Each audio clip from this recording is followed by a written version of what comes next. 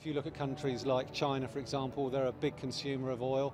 Their demand is already showing signs of slowing down. If you're looking at the global economy as a whole, the IMF, the OECD, they've already downgraded their growth forecasts.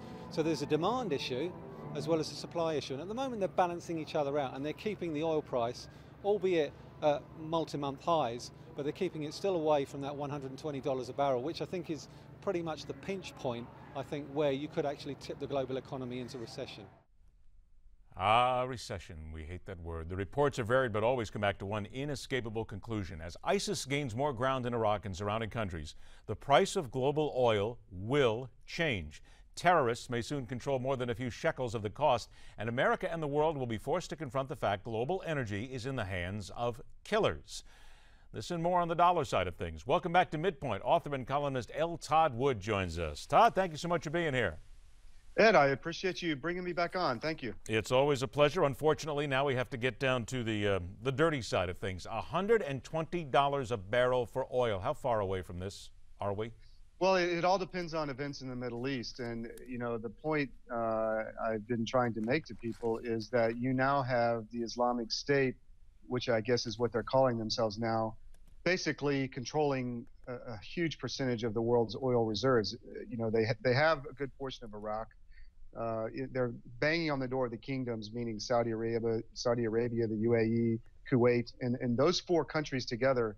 I don't know the exact numbers, but it's a huge percentage, and they will have really control over the world's economy by dictating whether or not those countries can pump the amount of oil they have been in the past. How long before we would see something really happen? I know we're seeing a little rise right here, and we've already been warned that come this weekend and the holiday weekend that gas prices are going to rise. We keep hearing $4, but it's always speculative. So try to nail it down for us into how long we're looking at to where this actually hits and hits hard.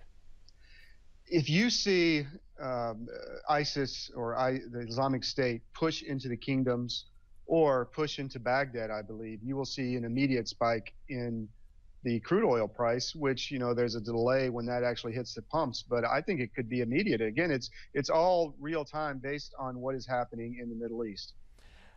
I found it interesting that while ISIS seems to be gaining control, and the ISIS factions, of course, have no love for Saudi Arabia, but is it not fair to say that as things happen in Iraq right now, as oil wells are captured and as ISIS gains more control, the Saudis are wringing their hands and they're kind of happy about this, aren't they?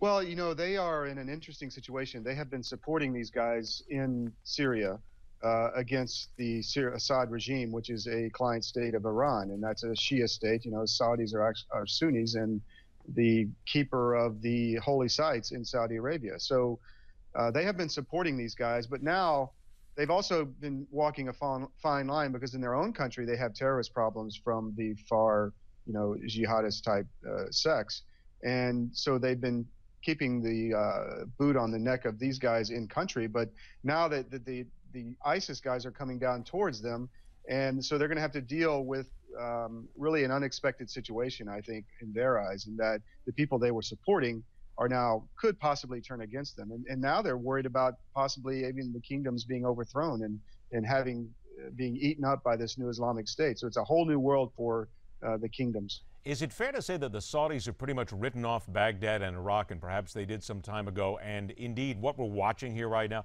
is not going to help American-Saudi Arabian relations any at all? No, the Saudi-U.S. relationship way back when, you know, the Saudis walked out of the Security Council a few months ago and said, in protest against American actions towards Iran, you know, Iran is the Saudis' arch enemy. It's a Shia state, as I said, and they don't want Iran to control the Middle East, and which is what Iran is trying to do as well. So the Saudis have walked away from America. You know, they're opening up to the Russians for military equipment, as is Egypt and other states. And no, we have not maintained our allies in the region. That is a true fact. And something else, I guess, that comes up as a factor, you can speak to this as well. Does this not once again lead us right back where it seems we have been just literally thousands of times? America in desperate need of a national strategy for fuel choice, something to break this addiction to oil. I know I'm basically preaching to the choir here. I'm throwing things out into the air here, the ethereal mist that'll just disappear in a few seconds. but it's got to come back to haunt us sooner or later. Is anything at this point, Todd, being done to get us to that point? Well, it's extremely frustrating to me. I mean, we have under our feet 1.4 trillion or more barrels of oil, that America can harvest, and much more natural gas. So why we are not utilizing this, godsend of a resource that has come our way in the last few decades? We're the ones that have the technology. We could use that to export American technology, develop this resource, and wean ourselves off foreign oil. We could be energy independent in a few decades if we wanted to, but this government does not want to because of an agenda that is against hydrocarbons, which, the average poor person spends, or poor family spends, upwards of 50% of their income a month on energy, whether it be their fuel for their car, their house, electricity, heating in the wintertime. Talk about an economic stimulus. If we could half that bill for that family, what better way to help the poor? But no, our government is not doing that. Todd, I want to go back to April of 1977, those many decades ago, when Jimmy Carter stood in front of the American people and said, "We are running out of oil. It will happen very soon." There's recently been a couple of reports out there stating 2035, 2057, all these sort of different ideas that the world is simply going to run out of oil. It is a finite resource, and sooner or later, the well has got to run dry. Give us, if you will, some intelligent thought on all this and to where the facts in any of this really are. The facts are we have 300 years worth of hydrocarbons in our own country. For America. If we, yes, it's difficult to get at, but we have the technology. Fracking, we've been doing it since 1948. It has been well regulated by the states. It is not, your house water is not going to explode if you turn on your tap if there's a fracking well nearby. The technology is very sound. The problem or the worry is that as you drill through the water table, that there will be some kind of leaks or whatever. But the technology is past that. So, I think that is just all smoke and mirrors. We have plenty of energy if we want to harvest it. Soundbite we heard at the beginning of this segment talked about a global recession. All right, let's take that into consideration here now. With what's happening in Iraq, how close are we, and what's going to be that linchpin that indeed could drive us? Is it as simple as saying that $120 a barrel is the point right there where we say that's the global recession start? Well, you've got so many geopolitical and financial risks out there right now. We've talked about the Middle East. You've got China being more aggressive. You've got Russia being more aggressive, Ukraine.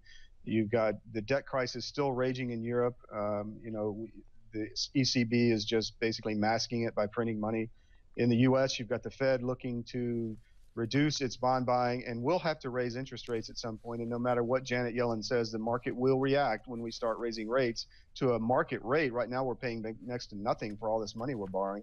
That has to be unwound. So who knows where it's going to come from, but there will be a catalyst to basically we have to bring in some austerity and stop spending money we don't have and get our financial house in order. All right, a couple minutes we have left here, maybe a little bit less. Interesting story. Vladimir Putin, one of his advisors, is talking about an anti-dollar alliance to halt U.S. aggression abroad. This seems to be just really pie in the sky and basically screaming into the wind here. Well, it is in the way he couched it, in that he wants the Europeans to come along with the Russians and abandon the dollar as a reserve currency or as a trade mechanism.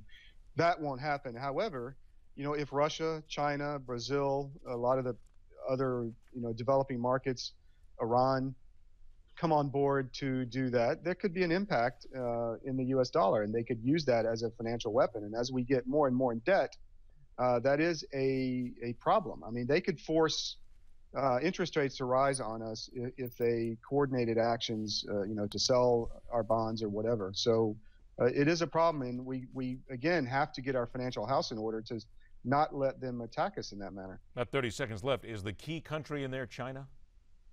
Of course. I mean, they are the silent, becoming more vocal power in the world. And yes, they have, over 5% of our foreign debt they own, close to 10%, I believe. And that is, they've threatened to destroy the Japanese market because of their debt, because of the islands they're fighting over off the coast of Asia. So they've threatened this as a weapon, just not at us yet. By the way, are you going away and going to use your car and gasoline for the July 4th weekend? I'm flying somewhere. I'm going to spew lots of carbon in the air. Oh, okay. Well, at least we had to figure out if you're going to go ahead, may as well spend the money while it's here. It's always a pleasure to see you again, my friend. Todd, thanks so much for joining us. Thanks, Ed. Take care. All right. By the way, this thing about Putin, it's the third phase of sanctions. It would cost the European Union, the European economy, about 1 trillion euros. It would make the U.S. the only safe haven left in the world if the European economy took a tank, thanks to all this. You can thank our good buddy Vladimir Putin for that as well over in Russia. Hey, who's lining up to buy a General Motors car? And who's deciding against it? Show of hands. The Car Coach has that and a whole lot more. You talk to us, we talk to you, because on Midpoint every day, we question everything.